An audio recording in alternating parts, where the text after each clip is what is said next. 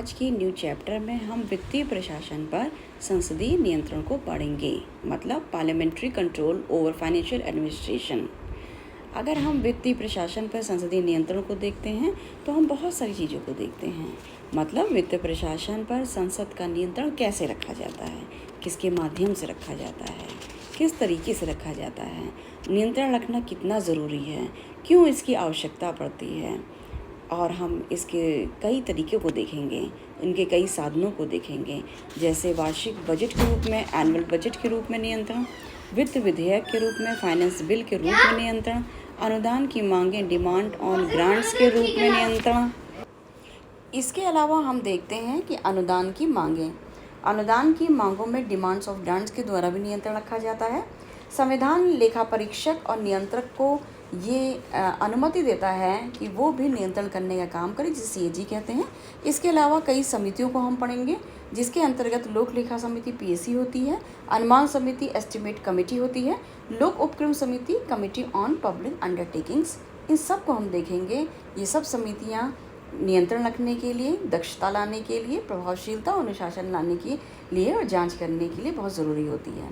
इसके अतिरिक्त हम क्वेश्चन आवर्स को पढ़ेंगे, जिसमें प्रश्नोत्तर काल होता है, कहीं ना कहीं सरकार के ऊपर नियंत्रण लगाने का काम करता है।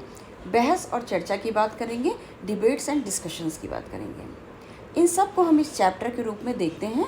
इसके अलावा हम अलग अलग चैप्टर्स के रूप में लोक लेखा समिति को पढ़ेंगे, अनुमान समिति को पढ़ेंगे और लोक उपक्रम समिति को पढ़ेंगे। इस तरीके से आप सब कुछ पढ़ने के बाद ये देखेंगे किस तरीके से सरकार के ऊपर संसद द्वारा नियंत्रण रखा जाता है और उसका जो कंट्रोल होता है, क्योंकि लोकतंत्रीय शासन व्यवस्था चल रही है, उसका कंट्रोल पूरी तरीके से सरकार पर होता है और सरकार की जवाबदेही और उत्तरदायित्व को सुनिश्चित करने का कार्य करता है। वित्तीय प्रशासन पर संसदीय नियंत्रण, parliamentary control over financial administration. हम ये देखते हैं कि वित्तीय प्रशासन पर संसद द्वारा नियंत्रण कैसे रखा जाता है। भारतीय लोकतांत्रिक व्यवस्था में संसद को वित्तीय प्रशासन पर नियंत्रण रखने का विशेष अधिकार प्राप्त होता है। क्योंकि लोकतांत्रिक व्यवस्था है, जनता की शासन की व्यवस्था है, जनता के द्वारा की जाती है। इस शासन व्यवस्था को जनता के लिए किया जाता है। अर्थात लोकतांत्रिक व्यवस्था में संसद में चुने हुए व्यक्ति जनता के पैसे को कहाँ पर लगाया जा रहा है, आर्थिक व्यवस्था राज्य की या देश की किस तरह से सुदृढ़ बनाई जा रही है, जिसका लाभ जनता को मिल रहा है कि नहीं मिल रहा है, इस पर नियंत्रण रखने का काम करता है। अर्थात संसद को वित्तीय प्रशासन पर नियंत्रण रखने का विशेष अधिकार प्राप्त होता है। यह नियंत्रण सुनिश्चित करता है कि सरकार जनता के धन का उपयोग सही तरीके से करे। सरकार जनता के धन का उपयोग पारदर्शिता और उत्तरदायित्व के साथ करें। मतलब धन का जो भी उपयोग, जहाँ भी वो लगाया जा रहा है धन, वो पारदर्शिता के साथ बताया जाए जनता को और एक जिम्मेदारी के साथ सरकार उस खर्च को करे। वित्तीय प्रशासन पर संसदीय नियंत्रण के प्रमुख साधनों को हम देखते हैं। सबसे पहला और प्रमुख साधन है वार्षिक budget, annual budget. Annual budget को हम देखते हैं कि एनुअल बजट के नाम पर ही एनुअल शब्द जुड़ा है। वार्षिक बजट मतलब इससे पता चलता है कि बजट वार्षिक होता है, एक वर्ष के लिए बनता है। संसद में हर वर्ष बजट प्रस्तुत किया जाता है, जिसमें आगामी वर्ष के आय व्यय का पूरा विवरण होता है। मतलब एक वर्ष के लिए बजट को तैयार करते हैं और उसमें कितनी आय होगी, उस पर कितना खर्चा हम करेंगे, ये सब पूरी डिटेलिंग उसके अंतर्गत होती है। दूसरा, संसद की स्वीकृति के बिना कोई भी व्यय नहीं किया जा सकता है। संसद में चुने हुए व्यक्ति आते हैं जो जनता द्वारा चुने जाते हैं। उनकी पूरी जिम्मेदारी होती है कि जनता का धन सही जगह पर लगे और जिससे जनता को लाभ हो। अर्थात कोई भी व्यय, कोई भी खर्चा संसद की स्वीकृति के बिना नहीं किया जा सकता है, उसका अनुमोदन नहीं मिलता है। अब हम सेकंड पॉइंट पे आते हैं। सेकंड पॉइंट है वित्त विधेयक, फाइनेंस बिल।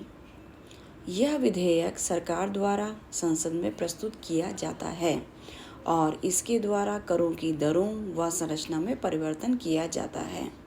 अर्थात ये विधेयक सरकार संसद में प्रस्तुत करती है और इसके द्वारा टैक्स की दरें और जो भी संरचना में परिवर्तन करनी है, आर्थिक संरचना में परिवर्तन है, वो किया जाता है। इसे फाइनेंस बिल कहा जाता है। यह केवल लोकसभा में ही प्रस्तुत होता है, क्योंकि लोकसभा में जनता द्वारा चुने हुए प्रतिनिधि होते हैं और राज्यसभा में इस पर केवल सिफारिश कर सकती है। राज्यसभा इसमें अपनी बात को रख सकती है, सिफारिश कर सकती है कि ऐसे अगर यदि कर दिया जाए तो देश का भला होगा या जनता का भला होगा। लोकसभा में जनता द्वारा चुने हुए प्रतिनिधि होते हैं। वो प्रतिनिधि जनता के हित में काम करते हैं। जनता ने उन लोकसभा में उन व्यक्तियों को चुन के भेजा होता है, अर्थात जितना भी फाइनेंशियल चीज़ें होती हैं, डिस्कशन होते हैं, बिल पास करने होते हैं, वो लोकसभा का सर्वप्रमुख अधिकार होता है। थर्ड पॉइंट की तरफ हम बढ़ते हैं। थर्ड पॉइंट है अनुदान मांगें, डिमांड्स फॉर ग्रांट्स। प्रत्येक मंत्रालय अपने अपने खर्च के लिए संसद से अनुदान की मांग करता है। अनुदान की मांगों की समीक्षा संसद में की जाती है।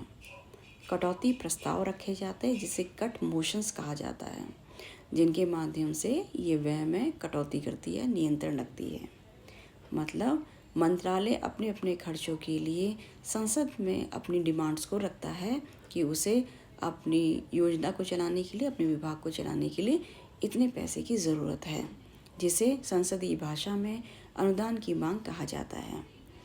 इसमें संसद के सभी बैठे हुए लोग समीक्षा करते हैं कि कितना अनुदान या ग्रांट्स देनी चाहिए और किस में कटौती करनी चाहिए। ये नियंत्रण संसद के पास रहता है। फोर्थ, नियंत्रण के रूप में हम लेखा परीक्षक और नियंत्रक को देखते हैं, मतलब controller and auditor general, CAG। CAG सरकारी खर्च की लेखा परीक्षा करता है।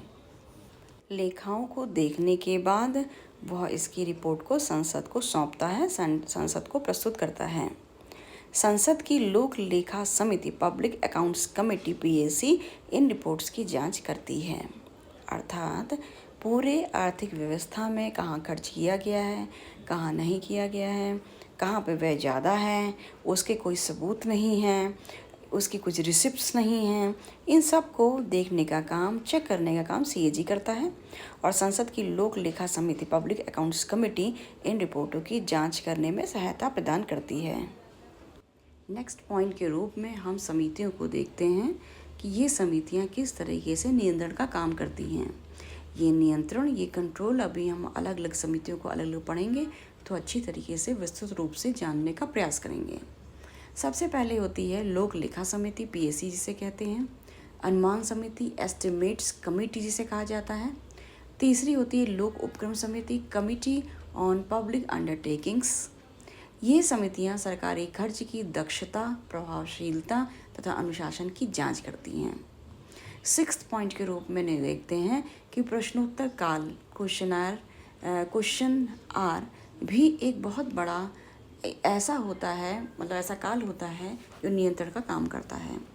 संसद सदस्य सरकार से वित्तीय मामलों से जुड़े प्रश्न पूछ सकते हैं और सरकार को उसका उत्तर देना होता है, क्योंकि वो जवाब कहीं ना कहीं जनता के प्रतिनिधि के माध्यम से संसद के सदस्य पूछते हैं और सरकार की पूरी जवाबदेही बनती है।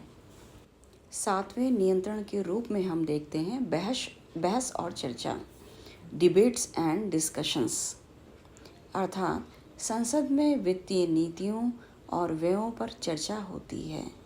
वित्तीय नीतियाँ, जो फाइनेंशियल पॉलिसीज़ बनी हुई हैं और जो भी खर्च हैं, इस पे चर्चा होती है, डिबेट होता है, डिस्कशन होता है।